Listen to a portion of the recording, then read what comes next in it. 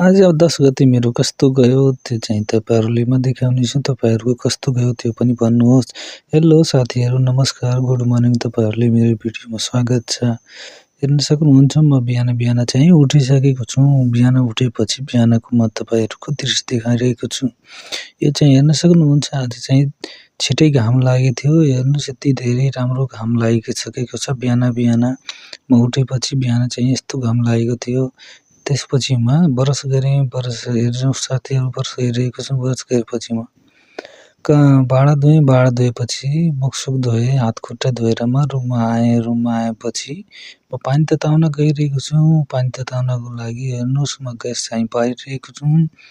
Gas बारेपछि म यसमा चाहिँ पानी तताउने भाँडा राख्छु। पानी तताउने भाँडामा चाहिँ अब म पानी राख्छु। पानी राखेपछि हेर्न सक्नुहुन्छ अब एकछिनपछि त पानी तात्छ। पानी तात्न चाहिँ धेरै टाइम लाग्दैन। त्यही भएर पानी तातेपछि म गिलासमा राख्छु। राखेपछि म पानी खान्छु। त्यही भएर हेर्न सक्नुहुन्छ अनि पानी खाएपछि म चाहिँ आफ्नो कोठा चाहिँ बार्नुतिर लागेँ। हेर्न सक्नुहुन्छ म कोठा चाहिँ बार्नु पर्यो किनकि कोठा चाहिँ सफा हुनु पर्यो। कोठा सफा गरेपछि म एकछिन बसेँ। एकछिन बसेपछि त अब खाना पकाउनु पर्यो। खाना पकाउनु हेर्न सक्नुहुन्छ आज सोयाबिन आलुमा पकाउँछु आलुको सब्जी। त्यसपछि म खाना पकाउँदै छु। त्यो खाना पकाउँदाखेरि केही समयपछि त मेरो खाना पाक्यो। खाना पाकेपछि हेर्न सक्नुहुन्छ मेरो खाना यहाँ चाहिँ अचार रहेको छ, सब्जी अनि भात रहेको छ। पकाएर त्यसपछि म खानातिर लागिरहेको छु। हेर्न सक्नुहुन्छ म खाना खाइरहेको छु।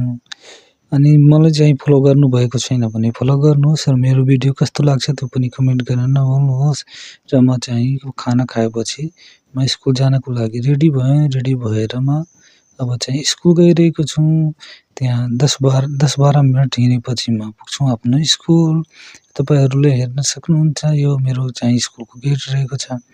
अब त्यहाँ पुगेपछि अब म यहाँ 4 बजेसम्म आफ्नो ड्युटी गर्छु। 4 बजे छुट्टी भएपछि म फेरि चाहिँ घर गइरहेको छु। आज चाहिँ म त्यहाँ टाढो बाटो गइरहेको छु। त्यही भएर हेर्न सक्नुहुन्छ कति धेरै पसिना आइरहेको छ।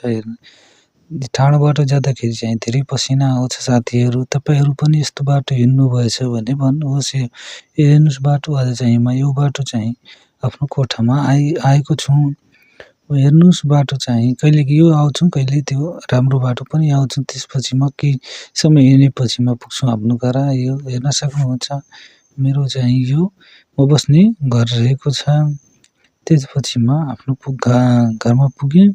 घरमा पुगेपछि म अब कपडा सपडा निकालेँ। कपडा सपडा निकालेपछि म एकछिन चाहिँ